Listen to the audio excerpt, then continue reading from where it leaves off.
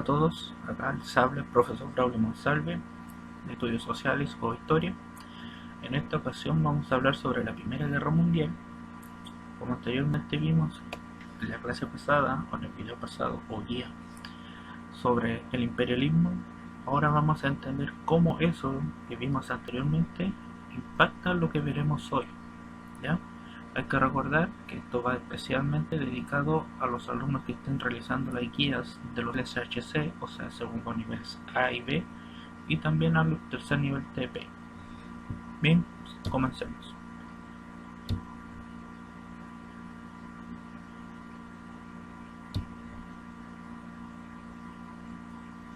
Debemos entender primero la Europa en crisis, a la que se denomina.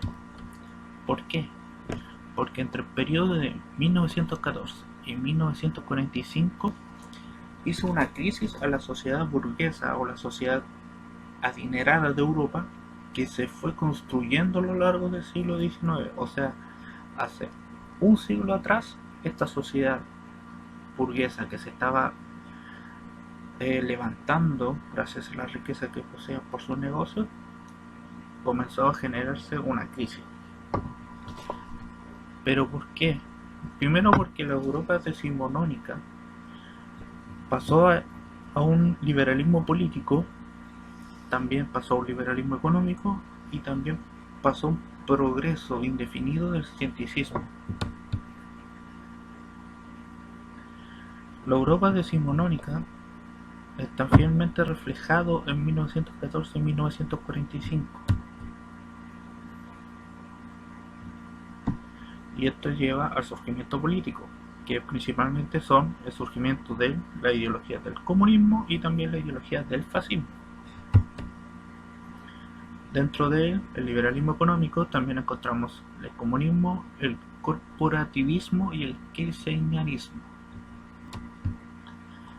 Y dentro del progreso indefinido, los científicos ponen en duda el papel de la razón y de la ciencia, o sea, ya no es 100% cierto lo que se diga de la ciencia, sino que se tiene que comprobar, porque si no solamente queda en una hipótesis.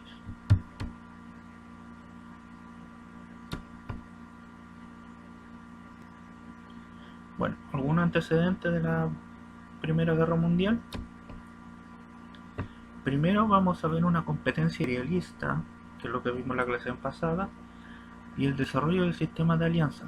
¿Qué quiere decir con esto? Que básicamente los países van a competir por ganar mayor territorio, principalmente por el ámbito no solamente político, pero también lo principal acá es lo económico, porque tener mayor dominio sobre el territorio significa tener mayores materias primas para producir y generar riquezas. Y esto también contribuyó a que varios países se comenzaran a aliar entre ellos para fines comunes. También comenzó a surgir una carrera armamentista, ya que solamente se iban a lo económico, y acá empieza a surgir una gran explosión o evolución de la carrera armamentista. También comenzó a surgir una fuerte propaganda nacionalista. ¿Con qué fin? De identificar a los ciudadanos de una nación con su propio territorio, porque anteriormente los países igual no están bien definidos y había que identificarlos de alguna manera, de hacerlos propios, porque antes solamente los países anteriormente eran reinos, y ahora como Estado necesitaban sentirse propios. Y también tenemos varios conflictos en la península de los Balcanes, en donde se van a encontrar diversos enfrentamientos bélicos. O el sistema de alianzas comenzó a surgir en 1870 hasta 1914. Principalmente vamos a ver que ocurrieron diversas crisis políticas previo a esto, ¿ya? O por ejemplo en Marruecos, en Bosnia y Herzegovina y las guerras de los Balcanes. Pero lo que finalizó, o lo que básicamente gatilló la Primera Guerra Mundial, por así decirlo, el detonante, asesinato del archiduque Francisco Fernando. Aquí aparece la triple entente que la componían Gran Bretaña, Francia y Rusia. Mientras tanto, por la otra vereda tenemos la triple alianza, que era Alemania, Austria, Hungría, que eran, ustedes lo conocen actualmente como países divididos, pero anteriormente eran unidos, e Italia. Y aquí vemos que el detonante es el asesinato del archiduque, ya que ahí se da un ultimátum a Serbia y se empieza a declarar la guerra, ya que esta declaración de guerra no solamente generó que sea una guerra europea, sino que se empezó a desencadenar para otros ámbitos. Bueno, la Primera Guerra Mundial ya vemos que fue en 1914 hasta 1918, y el desarrollo de la guerra fue primero en una fase europea, en la cual comenzaron con las guerras de los movimientos. Acá principalmente Alemania lleva la cabeza porque empieza a mover sus tropas hacia Francia y también hacia Rusia. Empieza a mover todos sus ejércitos. Después empieza un periodo de estancamiento, por así decirlo, ya que en 1915 a 1916 se llama guerra de posiciones. ¿Por qué? Porque básicamente se empiezan a atrincherar los ejércitos, o sea, empiezan a proteger y dominar algunos territorios en base a la técnica de las trincheras. Aquí empieza a surgir la idea de la técnica de las trincheras como tal. Y básicamente era para romper el cerco militar y económico. Alemania comenzó a desarrollar una guerra submarina. En 1917 a 1918 empieza la derrota de los imperios centrales. Ya acá principalmente lo conforma el imperio alemán. Y acá se le denomina la fase mundial. ¿Por qué?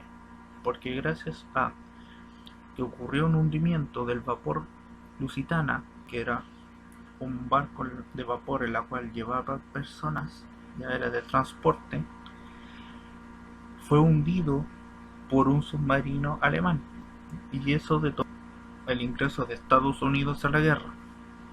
Estados Unidos anteriormente no estaba dentro de esta guerra, sino que ya casi finalizando, que conocemos como Primera Guerra Mundial. Pero sin embargo, ocurrió otro hecho importante, que gracias a la revolución bolchevique, Rusia se tuvo que retirar de la guerra.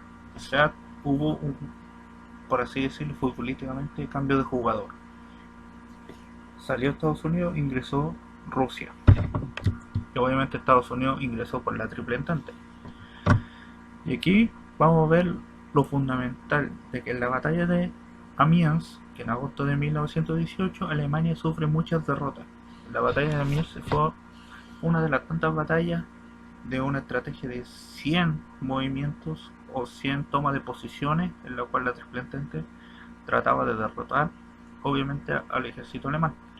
Y es acá cuando en septiembre de 1918 Austria y Bulgaria se rindieron, y 2 meses después, en noviembre, Alemania se rindió.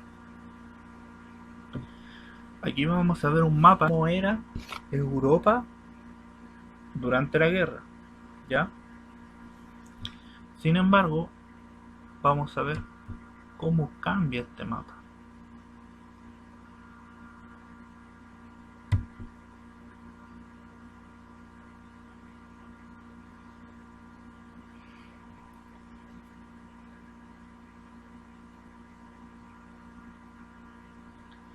Ahora vemos principalmente que Alemania pierde mucho territorio, Austria y Hungría se dividen principalmente, y algunos países se comenzaron a unir y a aparecer.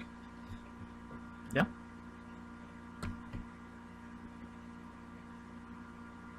Ahora bien, ¿cuáles fueron las consecuencias inmediatas rápidas de la Gran Guerra o la Primera Guerra Mundial? Bueno, tenemos el más importante, que fue el Tratado de Versalles. Este tratado principalmente lo organizaron los países que conformaban la Triple Entente a los países que conformaron la Triple Alianza, ¿ya? Y acá cuando le hacen hacer una nuevas firmas donde pierden territorio, deben indemnizar económicamente a los países que ganaron. También se le prohibió a Alemania tener un ejército superior a los 100.000 soldados, poseer armada, aviación militar, además que se le exigió indemnización, obviamente con dinero, como ya anteriormente le dije. Y obviamente desaparecieron los imperios y aparecieron los territorios europeos y nace Yugoslavia. Y surge la Sociedad de las Naciones, que después vamos a conocer como la Unión Europea.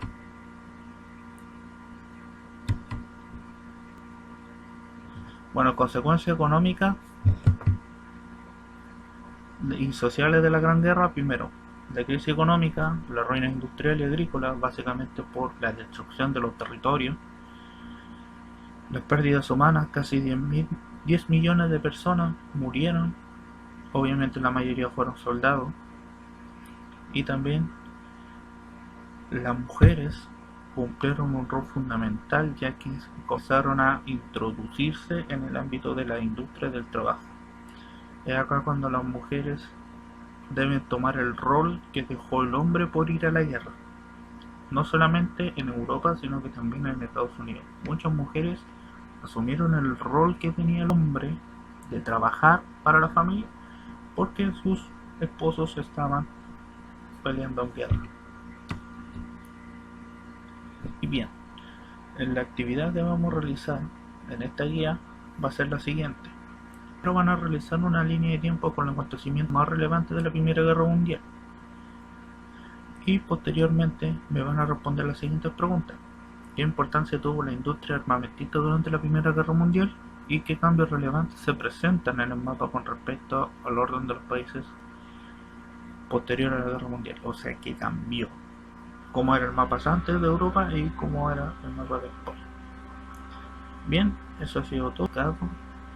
De alguna forma esta guía, recuerden que ahora estas guías van a ir evaluadas con nota. ¿Ya? A partir de esta guía en adelante van a ir con nota. Así que espero que se animen. Ya si están trabajando desde antes, insto a seguir así. Los felicito por eso. Y espero que se encuentren bien. Cuídense mucho. Y espero que nos volvamos a ver pronto. Hasta luego. Adiós.